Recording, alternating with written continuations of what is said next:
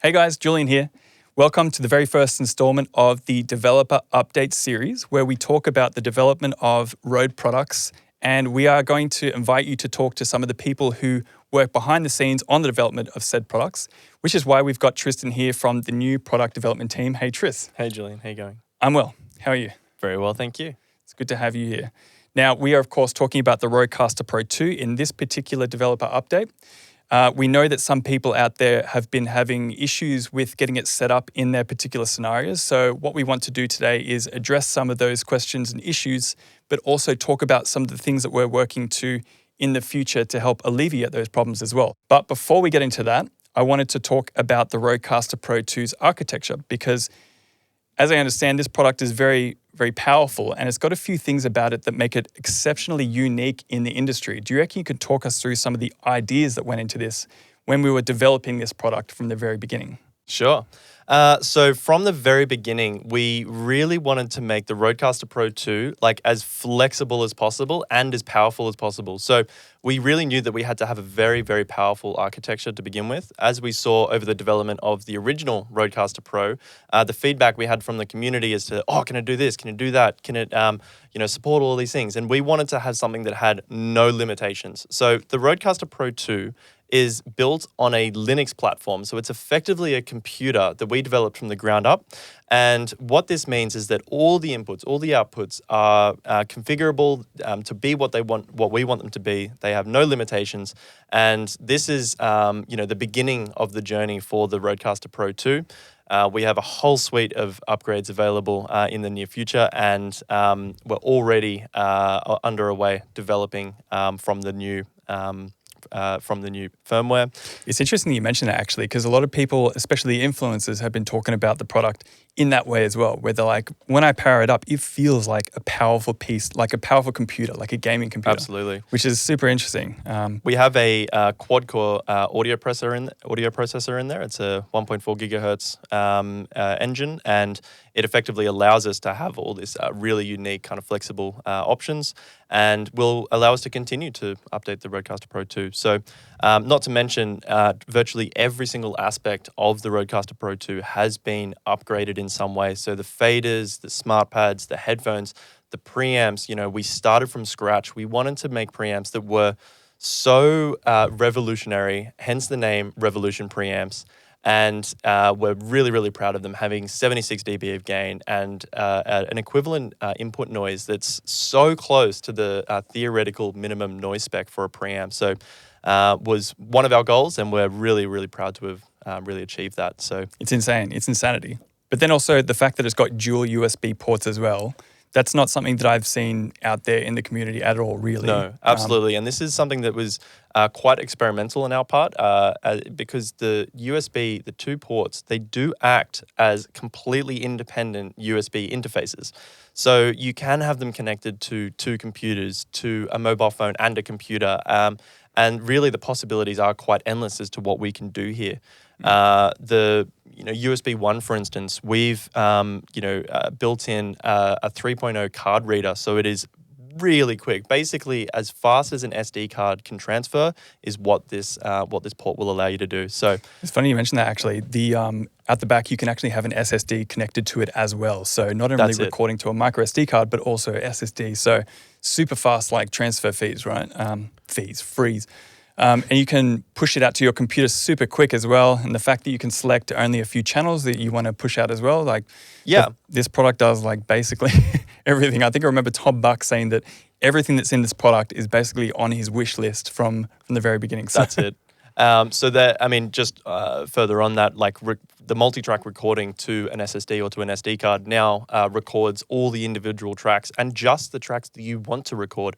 So at the end of the day, when you're putting the tracks into your sessions, you're only dealing with the tracks that you want, which means smaller file sizes, but also it's much quicker and more convenient getting it there as well. Yeah, and we know that was a big thing that people were asking Absolutely. For sure. So being such a powerful product, of course, there's a bit of a learning curve that people need to understand how it works. But you reckon you could talk us through some of the USB functionality of the product itself, especially Sure. when you're using it with computers and DAWs and that kind of thing? Of course. So USB 1 is your primary interface. It's where you can connect to a computer to access Rode Central, which is the kind of companion app for setting up the device, but also transferring sounds onto the device as well as recordings off it. And it's also where you can connect an SSD to record straight to it if you are using standalone. But then we have this second USB port, and this is really where the kind of unique functionality comes in. As I mentioned before, having a completely independent USB interface so that you can connect another host.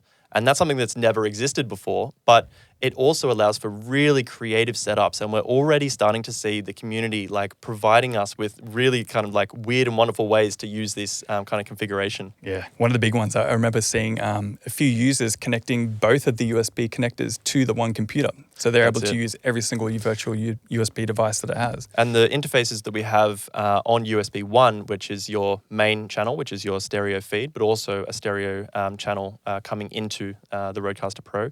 You then have the second device on USB 1, which is USB 1 chat. And this is kind of set up to be an automatic mix minus, so it's great for chat applications.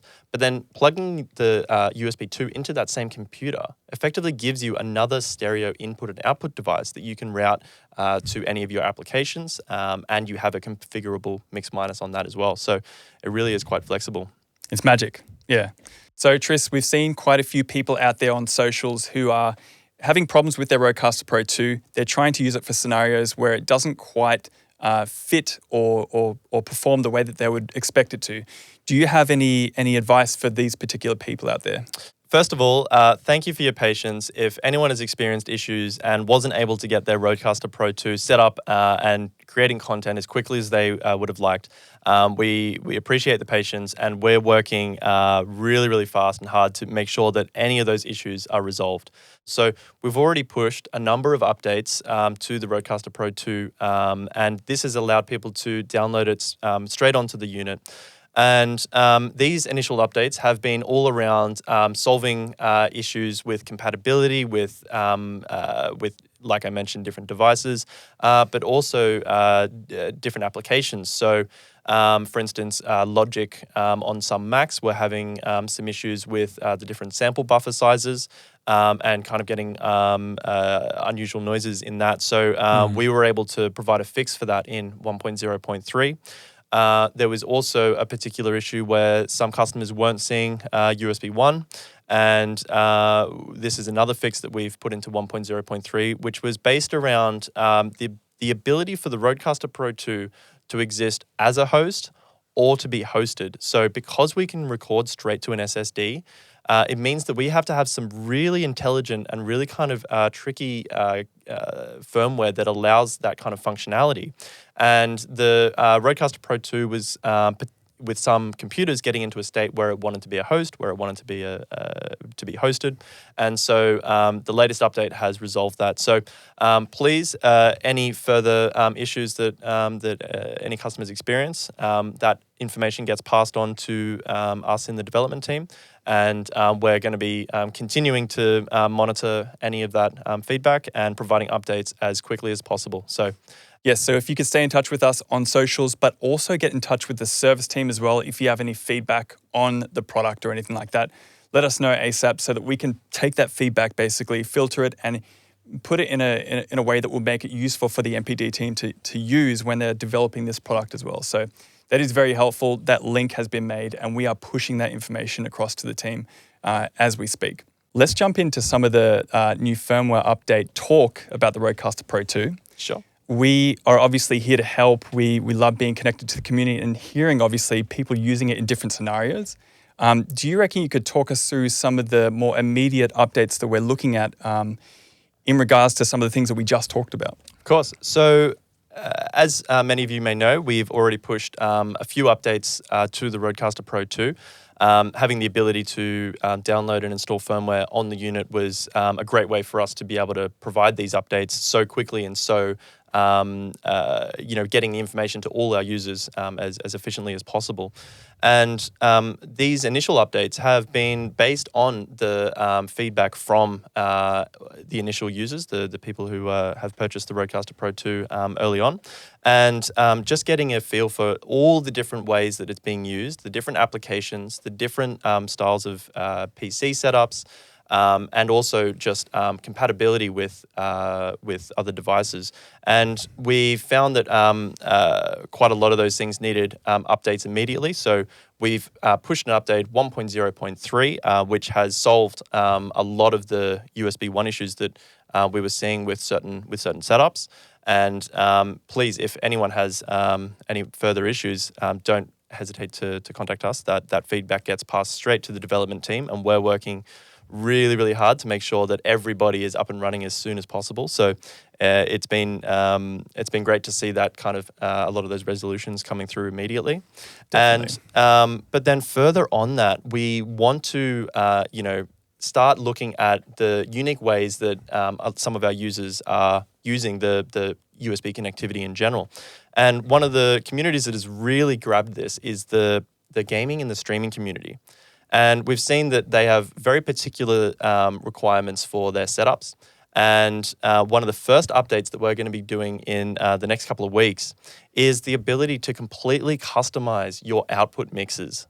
So when we have the configurable mix minus on USB 2, you will now be able to completely customize what that mix actually is. So if you don't want your game sound going to your chat, you can set that up so that it's your own personal mix.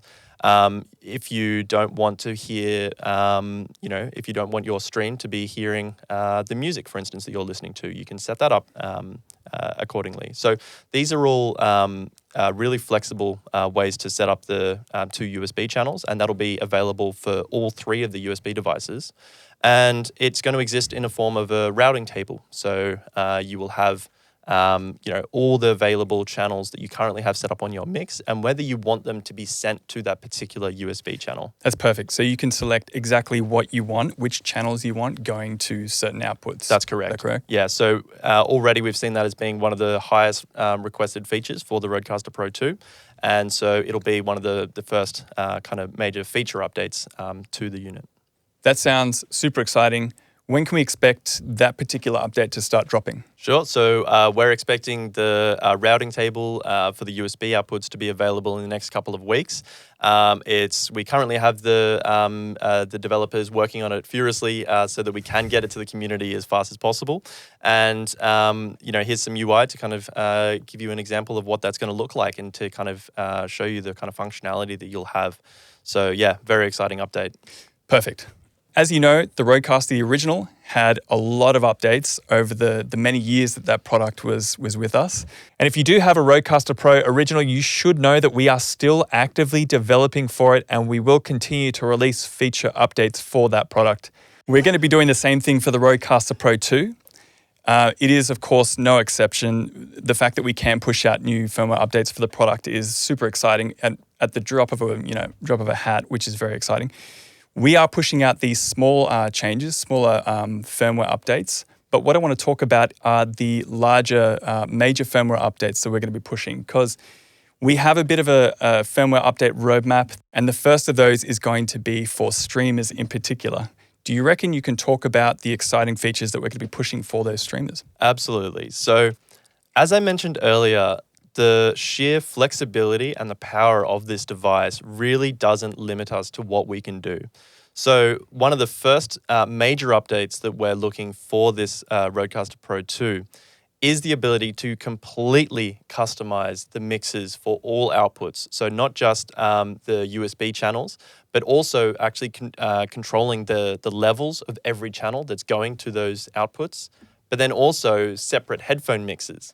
So if you wanted to hear slightly less of yourself than what your stream is hearing, you'll be able to set that up quite easily. If you want to, exclude, royalty music in your recording, that will also be a possibility. This is going to be in conjunction with software so that it does work seamlessly from computers to the RØDECaster Pro II. and we will continue to listen to the requirements of the gaming and streaming community and take all of that feedback to ensure that we have the complete feature set for that market. So it's really quite exciting. And again, the possibilities for the RØDECaster Pro II really are endless. We've developed this to be as flexible as possible. So it seems like the perfect clean slate to work from as well. The fact that it's got such amazing horsepower as well. The fact that we can push all these updates as well, which is super exciting. So that was something we saw from the streamer market and the gamers who are asking for that specifically. But we know that these features are useful for podcasters as well as musicians as well. So if you have any feedback that you'd like to drop us, let us know in socials and also in the comments section below. We really love to see that coming through. And that, of course, informs basically everything that we do for these firmware updates. And we're relying on that pretty heavily. So really let us know exactly what you would love to see, because that has informed this major firmware update that we're looking at now, which is streamers and for gamers.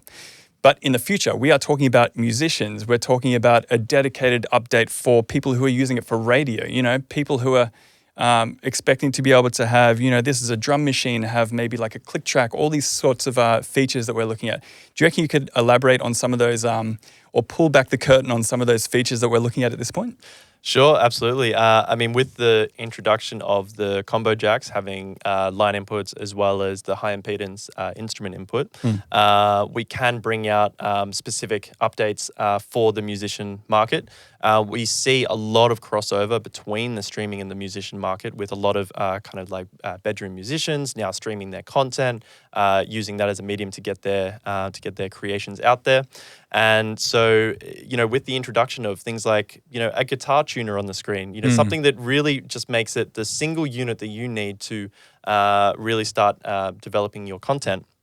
And further on that, with the broadcast market, a lot of the features that we have in the original RØDECaster Pro, as well as the RØDECaster Pro II, are from, small radio stations, particularly any presenters that are working from home, and they want this kind of flexibility from the RØDECaster Pro II. Exactly, yeah. The fact that a lot of people who are podcasting are also, streaming their podcast, and they're also recording music one day. So the fact that the product can, be used in so many different types of scenarios, but then also saved with particular shows as well, just makes it so usable to a whole wide bunch of people who are using it for different purposes as well. Absolutely, so, yeah. That's perfect. As we mentioned before, if you have any feedback for us, leave it in the comment section below or reach out to us on socials. We are, of course, going to continue this conversation in the future on socials and across, basically every avenue that we have. So you'll be hearing a lot more about this in the very near future. So, Tris, before we move on, let's talk about some of these Q&As that we're seeing from the community. The first of which is a question about DAWs.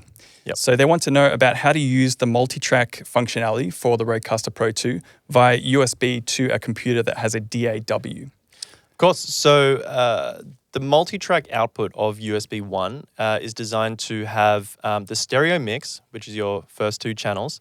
So exactly what you're kind of hearing in the headphones, what you're hearing on the monitor outputs, but then also listing every single individual channel so that you can record them all separately if you wanted to change the mix later, or if you wanted to just cut out one particular sentence from one particular guest. And there are quite a lot of flexible ways to run your multitrack. So you can run it pre-fader, which means that it ignores where the fader position is for that particular track, meaning you get a unity level for each of the multitrack options. You can run it post-fader, which means that it's going to be exactly how you're hearing it. And what this allows you to do is make small adjustments to the mix without actually changing the mix. So it will be effectively your polished podcast, but then you do have individual control over the channels. Yes, that's right. But with the post fader, obviously, that's going to write the different changes and solo and mute into your actual audio files, right? So it's a little bit more... it's a bit more risky. Luckily, you can run the SD card multi-channel recording individually. So if you did run that pre-fader and then you ran your USB multi-channel post fader, you effectively have the best of both worlds, where you can, any mistakes that you made, where you accidentally muted someone, you can save that from your multi-track recording, or if you just wanted to make a small change to the overall mix, you can also do that. So that's a common workflow that we see from a lot of veteran users of the RØDECaster Pro. They got their clean takes and they got their dirty takes. That's it. And so setting that up in a DAW, we have quite a few guides on exactly how to do that, but effectively you can set up all your individual channels, send the individual channels to those faders in your DAW, and then record them right there. So, if you did want a bit more information on that, jump into the user guide for the RØDECaster Pro II. We are going to be pushing out a couple of walkthroughs how to set this up specifically for certain DAWs. So you've got Pro Tools, Logic, Audition, some of these other ones. Funny we should mention Audition because that is actually the second question that we got here about ASIO drivers. So we know that a lot of Windows machines are going to require ASIO drivers depending on what DAW you are using. In particular, Audition seems to be one of our biggest offenders. Can you talk us through what the ASIO driver actually does for a DAW like Audition? Sure. So an ASIO service is effectively taking the Windows drivers out of the equation. So we've developed an ASIO driver specific for the RØDECaster Pro II, which you can download from the RØDECaster Pro II website. And what this allows you to do is get really low latency, clean audio into the DAW. Most applications and DAWs allow you to run without an ASIO service. There are some DAWs such as Audition or the Steinberg apps that actually require an ASIO driver. So this is why we've developed one specific for the RØDECaster Pro II. And it works really nicely, and we generally recommend using that in any of the DAWs. You do get the complete list of the channel names when you use the ASIO driver. That makes it a whole lot easier to set up, doesn't it? Absolutely, yeah. So you can jump straight to like your stereo Bluetooth channel. You can see that immediately, and it's as well as getting the benefit of the lower latency inputs. So specifically for musician kind of setups where you might be wanting to use your plugins in your favorite DAW, you can use the ASIO service to get that in there super low latency, and then listen to the return of the USB track so that you can kind of play along in low latency mode with your favorite VST plugins and things like that. So perfect. A personal question: what's your favorite DAW? I really like Reaper. It's not for everyone.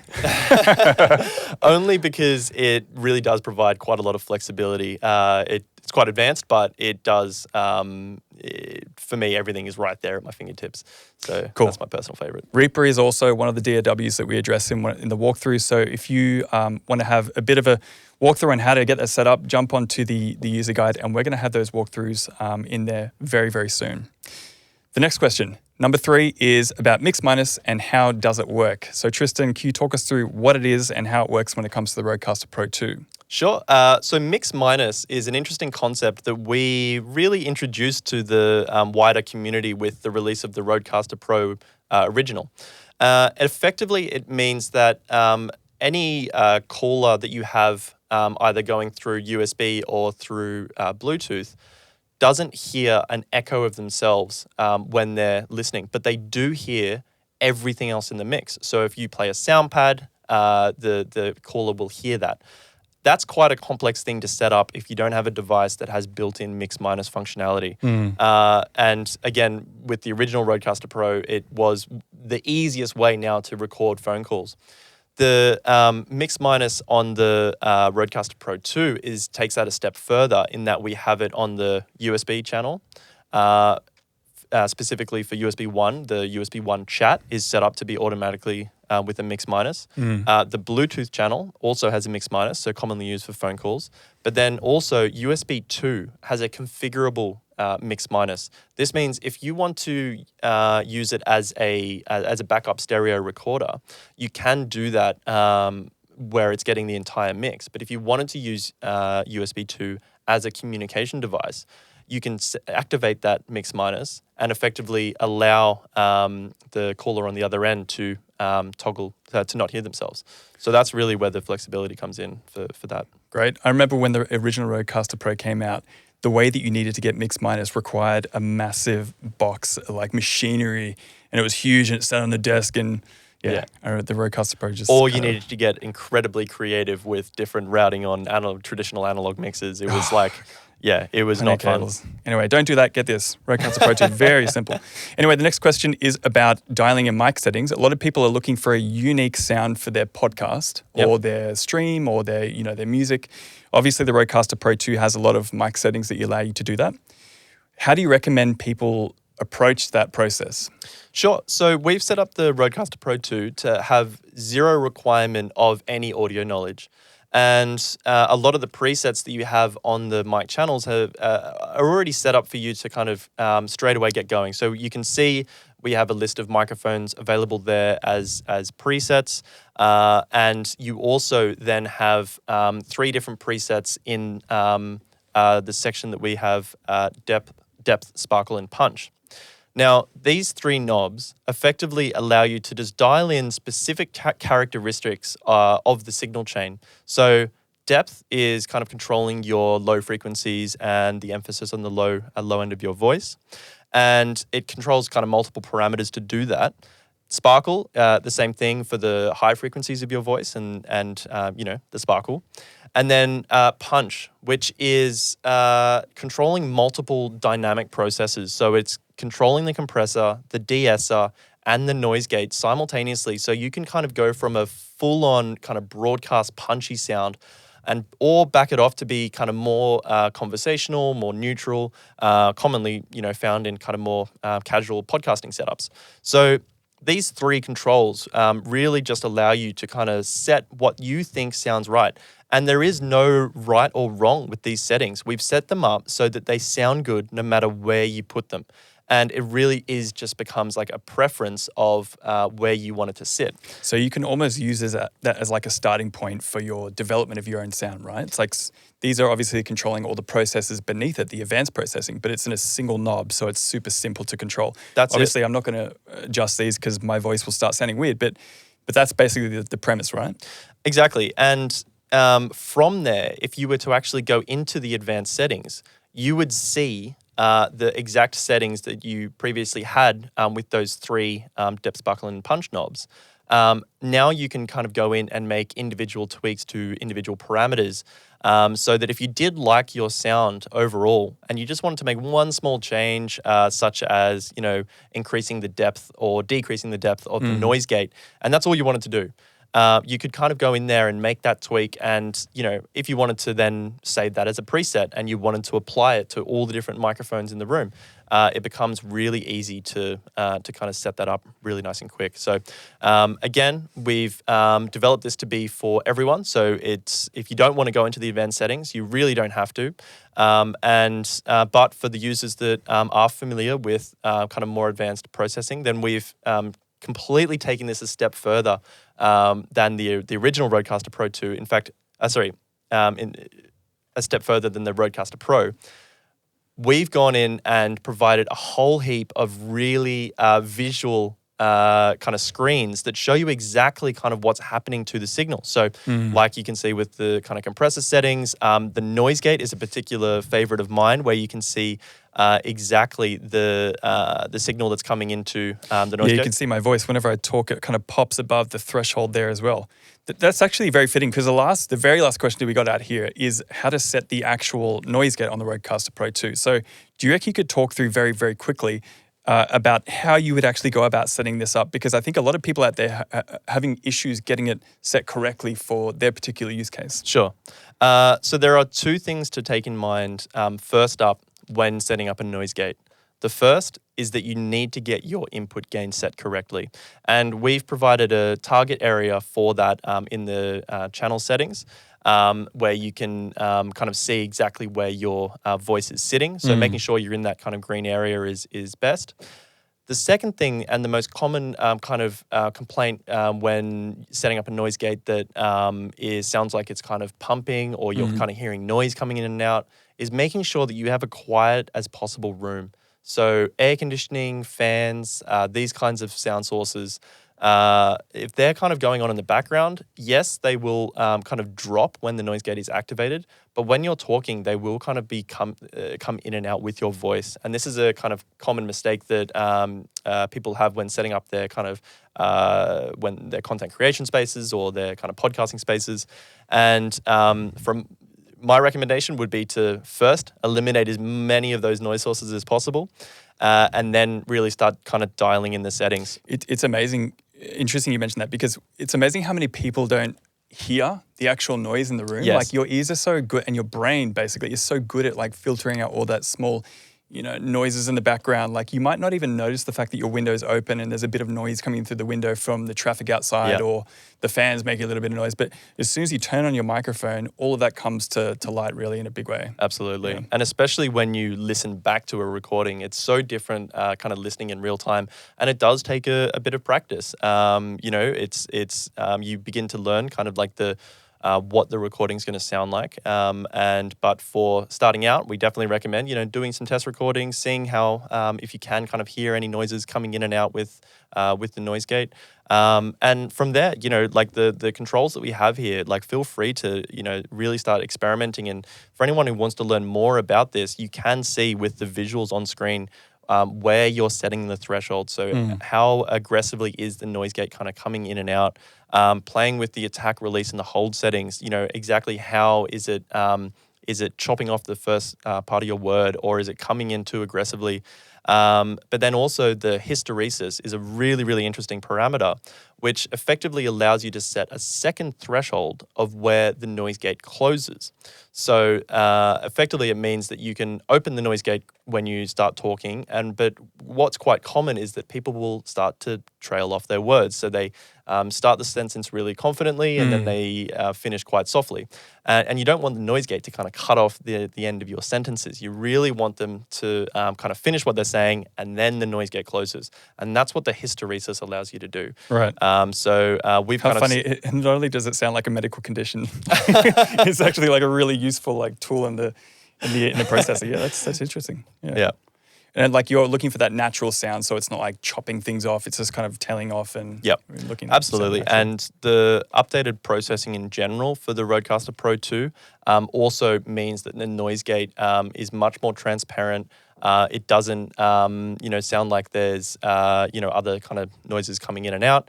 And that's a kind of testament to the overall signal chain of the RØDECaster Pro II.